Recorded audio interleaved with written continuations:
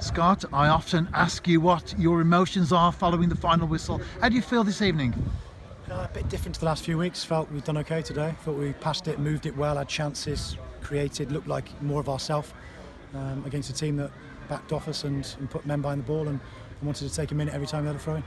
And their goalkeeper made 2 superb saves, which, if he hadn't have done that, would quite clearly have changed the game. Very, very good performance from the goalkeeper today. He saved a few, but we still need to be creating more, and we still need to be taking chances percentage-wise. If we get 10 chances, we need to be getting 2 or 3. And today we haven't really, in open play, we've controlled the game without threatening them too much. They were probably comfortable, but these things happen, and over the course of the season, they work themselves out.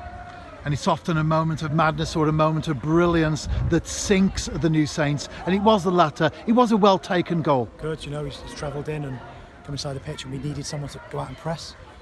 Didn't have that quite enough. I don't think there was enough intensity to press the ball, and he's ended up getting a good strike from just outside the box, whatever. So, these things, they do tend to bite you on the bum. If a team has 2 chances in the game like they've had and they score 1, 50% conversion rate, at the moment we're getting done by that. We're getting, previously, like last week against Bangor, we had 1-2 chances again and scored a goal.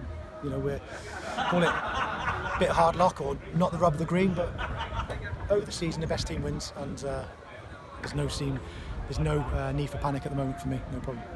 And another question that I often ask is, what was your message to the players, either at half-time or full-time, on the latter on this occasion? What did you say to the players? You've played well today, you've done well. Yes, you could be hurting them more in behind and making the keeper work even more than what he has done. But we've had chances. We've played at a good intensity. We played the ball wide and through the middle with speed. And if you're asking them to do that and we still come short, then it's not one of those days, unfortunately. And Barrytown United now have a 4-point lead at the top. However, with 24 games to go, that's still 72 points to play for. Yeah, of course. And last season we lost 4 games, drew 4, was it? So, what have we drawn? 1, lost 2.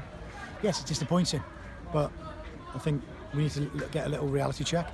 Yes, we've got a few new bodies in, and we've had a few injuries, so it all adds up to factors why we're not at 100%, why we're probably at 90 or whatever.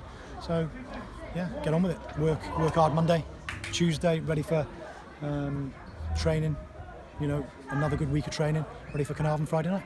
And it was good to see players coming back as well from injury. Yeah, and they're not going to be fully fit, so they need another week or so to really stamp their authority on it. So, yeah, that's not having said the other players haven't come in and done well. It's just when you do change your shape or your system or your personnel, sometimes it takes a bit of time to get used to it. So. And finally, you've already mentioned away to Carnarvon next Friday. That's another big game for TNS. Tough game. We've done well there previously, so long may that continue.